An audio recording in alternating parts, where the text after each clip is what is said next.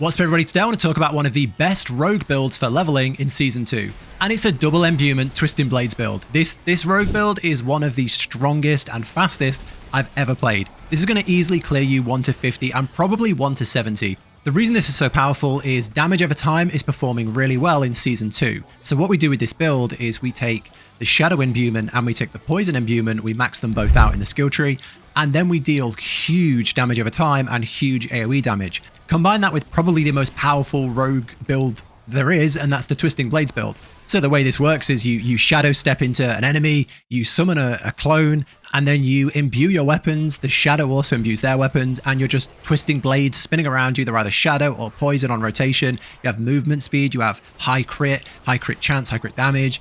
You can daze enemies, you pick up points from daze, vuln, all these things, and everything just works so good. I cannot wait to take this all the way to 100, and I'll get that out soon. But let's get into this leveling build because it's fun. Okay, let's start with the aspects. I want to mostly go over the codex ones because this is a leveling build, especially in the 1 to 50. It's much easier to just go to a dungeon and get your aspect and just put it on, rather than go target farm or hunt for a specific one for a certain item. So luckily, the main one for this build is a codex one, and that is the Blade Dancers aspect. So all of the Twisting Blades build are based around this. Obviously, if you can get it from a legendary item, it can have a better roll percent, but this is the one. This is the one for Twisting Blades. So that's the number one you want to be looking for. This is the one where you see the blades spinning around you, and once you have your imbuements, they'll be imbued as well. So yeah, this is a big one. Okay, next up would be the aspect of corruption. So your imbuement skill effects have increased potency against vulnerable enemies. There are certain things in this build that make enemies vulnerable, and then you have, inherent vulnerability as well. So this just gives a massive damage increase, and you're going to be imbuing a weapon pretty much shadow or poison constantly. So this is a huge damage boost, and it's in the codex, so definitely one worth getting. Then I would go for this one, the unstable imbuements. When casting an imbuement skill, you trigger an explosion around you, applying the imbuement effect and dealing damage of the same type. This just gives those big bursts that you see in the build. In the video at the start, you see the big bursts. That's what this is. It was part of it is this. So yeah, this just gives that big AoE damage, ramps up that bigger damage. So really, really good.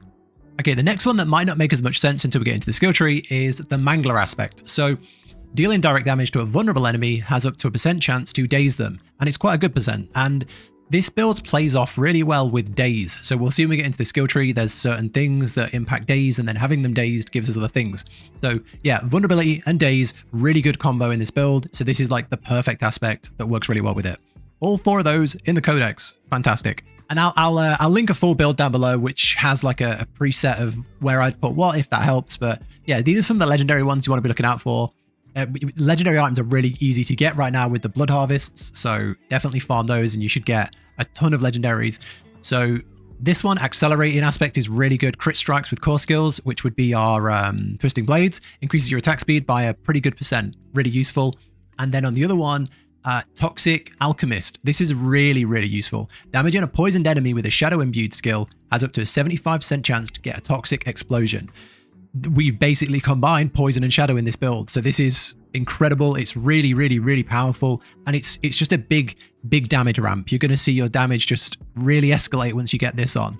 Then I really like this one, Imitated Imbuement. Your shadow clone also mimics the imbuements implied to your skills. Casting an imbuement skill grants your active shadow clone increased damage. So as you poison your weapons, they'll poison their weapons. That's really good. I use shadow clone as the ultimate in this build. Not required. You can change that up for like the trap if you want, but I think it works really, really well. Bursting Venom works pretty good. Skills have a chance to create a toxic pool, poison damage in the pool, and then while active, your poison imbuement skill has no cooldown and no charge limit. So that's also really useful for just putting out a ton of damage. It's really good on bosses. But yeah, as you see, all the legendary ones just kind of ramp up damage. But yeah, that's the aspects. Okay, so let's talk about the skill tree. Let's get the skill tree up. Okay, so we'll get it up and we'll go through it level by level, and I'll link down below a full build, a detailed build of where you put your points, point by point, to you can use it, second monitor it while you level, or just favorite and go back to it whenever you want. But that's going to be down there. But if you want to see the detail and go through it here, we'll do it now. So puncture, this is your I'm out of energy button. Every third cast slows enemies. That's really good. There's a lot of stuff here that play off of crits and play off of slow crowd controls. So that works really, really well. This build has a lot of stuns, a lot of slows, a lot of crit strike, a lot of daze, and a lot of vulnerability.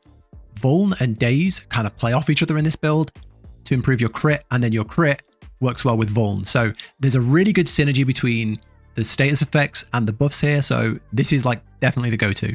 Then I take this, increased energy when you damage a crowd-controlled enemy, which a lot of them are going to be. And then I would go here. You throw 3 blades, hitting an enemy with at least 2 makes them vulnerable. So we've got like a ton of status effects in that first thing. Then I would take Twisting Blades. This is your big damage dealer. Then I'd take Enhanced, 30% damage on returning. And then I'd go here. Enemies are dazed while impaled with Twisting Blades. There's something down below in the key passives which makes dazed really good. And there's some other points you pick up that play off of dazed. So that's really, really important. Then you want to 5 out of 5 this. Really, really important. That's your big damage dealer. Okay. Down to here, you have a choice between Shadow Step and Leap. Dash. Shadow Step and Dash. I like Shadow Step. It's a good teleporting move. It's good damage. You get movement speed after it. You take this as well, increase your crit chance against them. And then I go here to reduce the cooldown. This basically just lets you teleport more. We don't take this for the damage. We take it for the effect it does and for the movement. So I think this is the best. If you prefer Dash, take Dash. There's nothing that really synergizes with this. It's just a movement. 3 out of 3 this. Weapon Mastery. This is like a flat base damage increase that just is always good. There's never a time this isn't good. So I would take that. Right, now we're here. Now we're in the big damage. Okay, these are your imbuements. Shadow.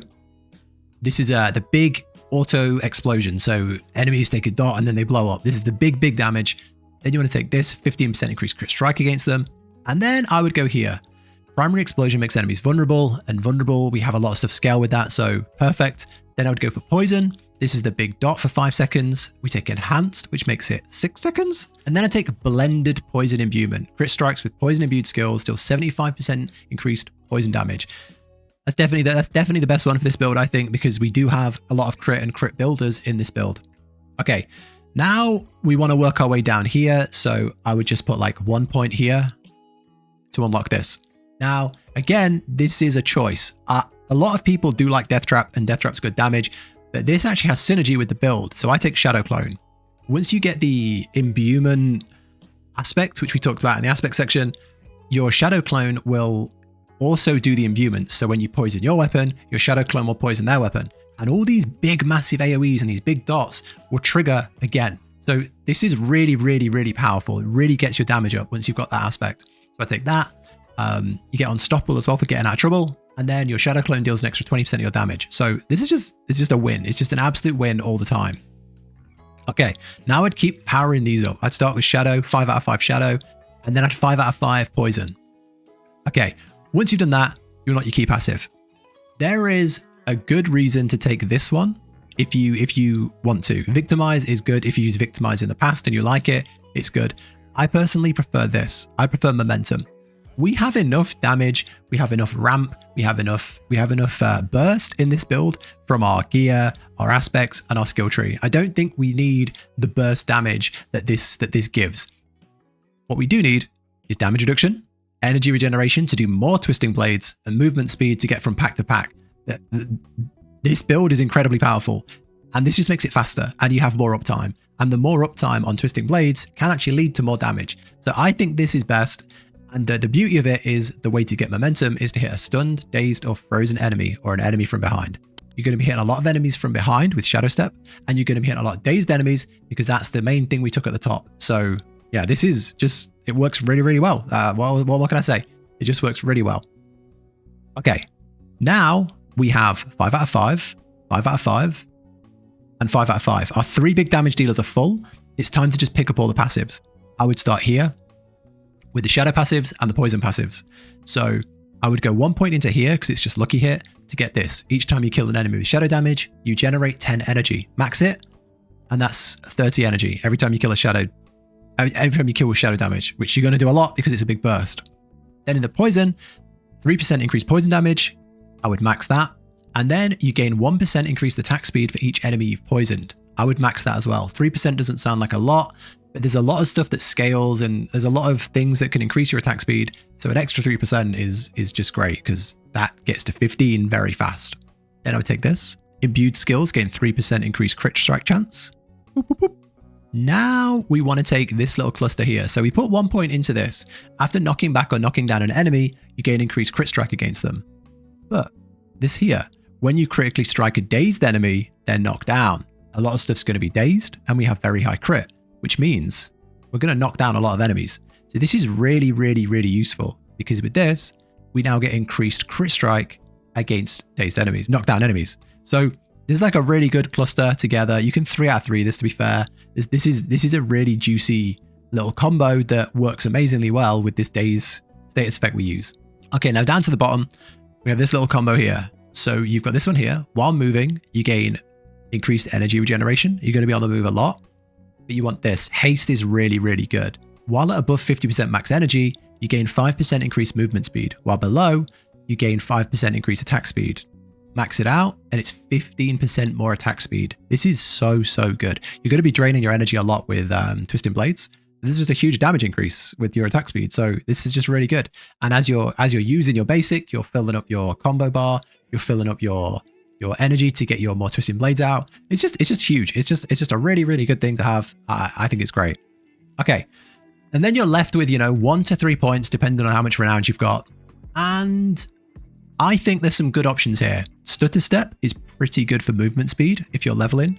Close damage reduction is really good if you're pushing Nightmare Dungeons. So I'd say leveling, you put your points here.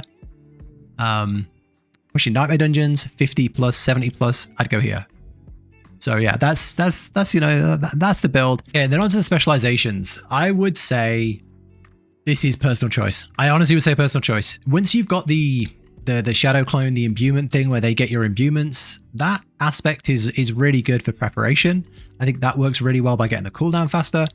But I just really like combo points. This build is a very good build for burning and refilling your energy. It's just really good. You go in with the basic, you build up your attack speed, you build up your dazers, you build up your energy, and then you burst it all down really fast with your Twisting Blades. So I think this is really, really good because you go between the basic core a lot, and it just works well. So I think combo points is the way to go on specialization. And then onto the vampire powers, right? The special season vampire powers.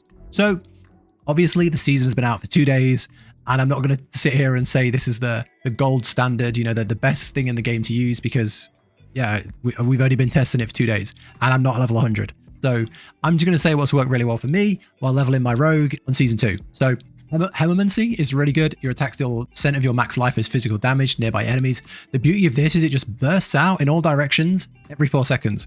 This feels like it's constant because we've got so many dots and because we've got so many fast attacks. It just feels like every 4 seconds there's a big burst. It's everything, including things that aren't on the screen, and then they all just suck back in for health. Amazing. Then Flowing Veins. This is really good. You deal 60% increased damage over time to enemies that are moving or affected by a vampiric curse. Really, really useful because this is a big damage over time build. Then Anticipation, your ultimate skill gains a 20% cooldown reduction. Fits the build perfectly. Moonrise, hit an enemy with a basic skill, grants you attack speed. Upon reaching maximum stacks, you enter a Vampiric Blood Rage, gaining basic skill damage and movement speed. If you're going to get rid of anything, I would say get rid of this one. I like it. I think it's very fun. But if you were going to get rid of it, I would probably get rid of it for Prey on the Weak. So that, you might want to put Prey on the Weak in here. I'm still on the fence between these two. I like Moonrise, but Prey on the Weak does seem like it would really, really fit. And I'm toying between the two. So right now I'm going to say this one. I want to do an updated video when I'm in World Tier 4 and I've done the bosses, and I can give you an end game build. And I'll have a more final answer and I'll update the build guide. But for now, I'm trying Moonrise. And then finally, Hectic. Every 5th basic skill, one of your active cooldowns is reduced. So when you're there with your really high attack speed and you're just drilling them with puncture, it's just bringing down your cooldowns. Yeah, but yeah, like I say, this is a leveling build. You're not going to max this out early. You're not going to have all this maxed out. You're not going to have the perfect combo of, Ferocity, Divinity, Eternity, and you're going to be changing gear a lot. So don't worry too much, but these work really well while leveling. And I'm going to try them into end game. I've still got a lot to level these up with. So yeah, that's what I'd suggest. I think that's it. I think that's the build. I think that's everything. Yeah, that's everything. I hope this has helped. This is a incredibly fun build, super powerful build. I think Rogue is in an amazing place. It feels very fun right now. and I'm gonna be playing it for the next few days and hopefully get you an end game video out. So if you want to see that, subscribe for more. The full link will be down below with the skill tree. I'll update that as I go along. If you have any questions, let me know in the comments. Take care. Like the video if you like the video. Subscribe for more, and I'll catch you in the next one.